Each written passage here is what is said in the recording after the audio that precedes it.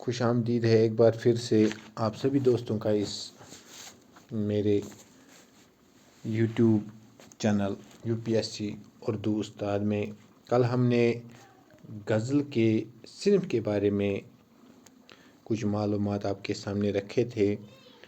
آج ہم غزل کے مقبولیت کے اسباب کے بارے میں بات کریں گے کہ غزل کی جو مقبولیت ہے اس کے اسباب کیا بنے۔ ویڈیو شروع کرنے سے پہلے میں اب آپ سبھی دوستوں سے گزارش کرنا چاہتا ہوں کہ اگر ابھی تک آپ نے میری چینل کو سبسکرائب نہیں کیا ہے، مہربانی کر کے چینل کو سبسکرائب کریے اور ساتھ ہی بیل آئیکن کو دبائے اور ساتھ ہی ساتھ اس ویڈیو کو شیئر کرتے رہے تاکہ یہ اس ضرورت مند انسان تک پہنچے جس کو اس کی ضرورت ہو۔ چلیے دوستو، ویڈیو سٹارٹ کرتے ہیں۔ غزل کی مقبولیت کے اسباب۔ غزل بنیادی طور پر ایک داخلی صنف سخن ہے، یعنی شاعر وہی بیان کرتا ہے جو اس کے دل پر بیتی ہو۔ غزل میں آبیتی جگ بیتی بن جاتی ہے، یعنی جو غزل سنتا ہے یا پڑھتا ہے اسے اپنی داستان معلوم ہوتی ہے۔ جو کچھ شاعر کے دل پر گزرتی ہے اس کے لیے تنقید میں مختلف الفاظ موجود ہیں، جیسے احساسات، جذبات، واردات، قلبی واردات، تجربہ، شاعری یا جمالیاتی تجربہ یا شاعری تجربہ۔ لیکن غزل کا دائرہ تنقید کے باوجود بھی وسیع تر ہوتا چلا گیا۔ احساسات، جذبات کے علاوہ غزل میں فکر کا عنصر بھی داخل ہو گیا۔ نئے شاعر سوچنا اور دیکھنا بھی غزل میں پیش کرتے ہیں۔ شاعر کا خیال یا اس کی فکر جذبہ و احساس بن کر غزل کے شعر میں ڈل جائے، اسے محسوس فکر کہتے ہیں۔ غزل کی مقبولیت کا سبب یہ بھی ہے کہ اس کا خاص موضوع عشق رہا ہے، یعنی کہ جو غزل کا خاص موضوع رہا ہے وہ عشق ہے، اور عشق وہ جذبہ ہے جس سے کوئی دل خالی نہیں۔ یہ عشق ہی ہے جس سے کوئی بھی فرد دور نہیں رہ سکا۔ یوں تو عشق کے ہزار روپ ہیں، یعنی کہ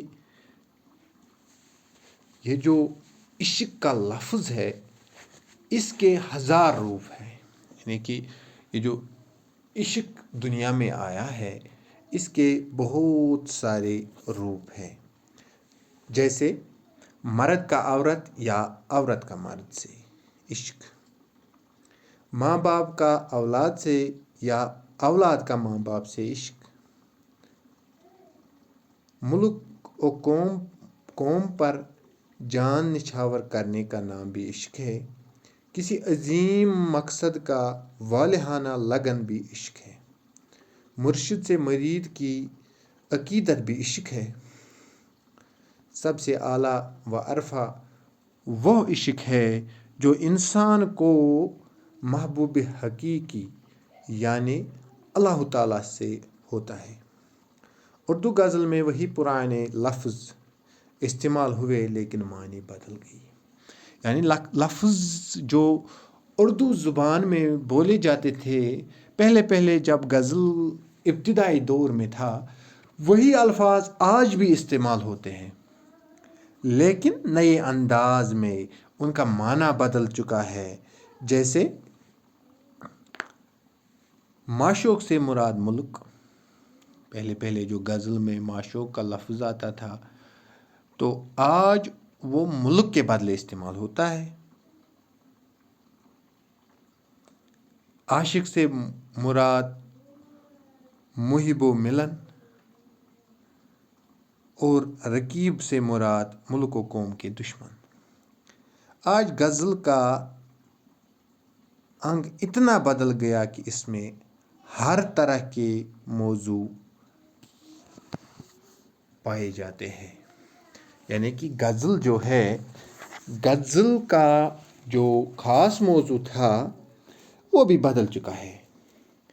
اور ایک خصوصیت غزل کی یہ بھی ہے، غزل کا فن رمز و کنایہ کا فن ہے، رمز و کنایہ کا فن، یعنی اشاروں اور کنایوں میں بات کی جاتی ہے۔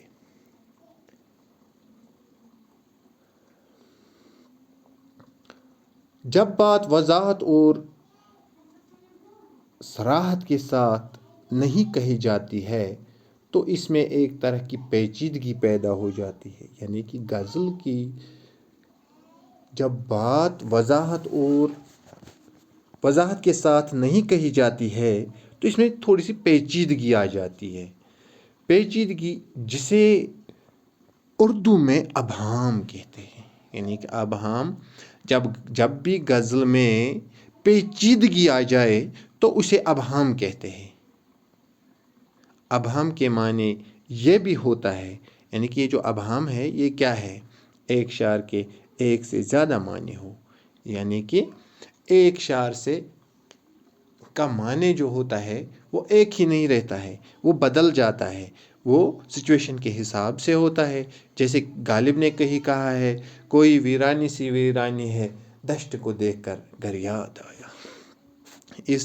یہ جو شعر غالب نے کہا ہے اس کے مختلف معنی ہے۔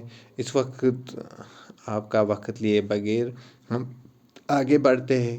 غزل کی ایک اہم خصوصیت تصویر کشی بھی ہے، یعنی کہ جس چیز سے غزل مقبول ہوتی گئی وہ تصویر کشی ہے، یعنی کہ جو غزل کا شعر ہوتا ہے جب بھی کوئی سامعین یا قاری اس کو پڑھتا ہے تو اس کے سامنے سے اس کی شکل آ جاتی ہے۔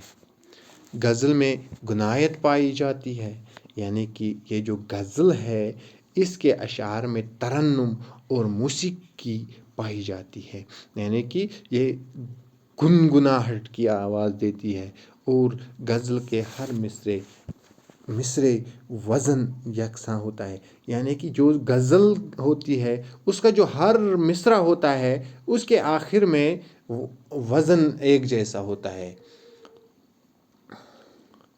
غزل کی مقبولیت کا ایک راز یہ بھی ہے کہ غزل کے جو اشعار ہوتے ہیں وہ آسانی سے یاد ہو جاتے ہیں، یعنی کہ اگر آپ کسی کو یاد رکھنا چاہتے ہیں تو اس کے لیے آپ کو کیا ہے کہ آپ کی جو بات ہوتی ہے وہ قارئین کو یاد کرنی پڑتی ہے، لیکن غزل کے جو شعر ہوتے ہیں وہ آسانی سے انسان کو یاد رہتے ہیں۔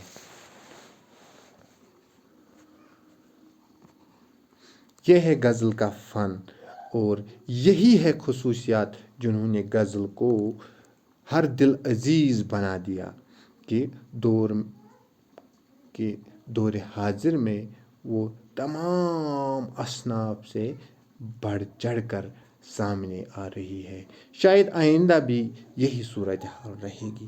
کہتے ہیں کہ یہ جو غزل ہے، غزل کا جو دنیا پر اپنا راج حاوی ہے، یہ جو غزل کی دنیا ہے انہوں نے اپنے گرفت میں لوگوں کو لیا ہے، لگتا ہے کہ یہ ایسے ہی چھائی رہے گی۔ رشید احمد صدیقی نے ٹھیک ہی کہا ہے کہ غزل اردو شاعری کی آب روح ہے، غزل اردو شاعری کی آب روح ہے۔ چلیے دوستو، اسی کے ساتھ آج کا یہ ویڈیو اختتام کو پہنچتا ہے۔ انشاءاللہ پھر ملیں گے کسی اور شمارے کے ساتھ، تب تک کے لیے خدا حافظ۔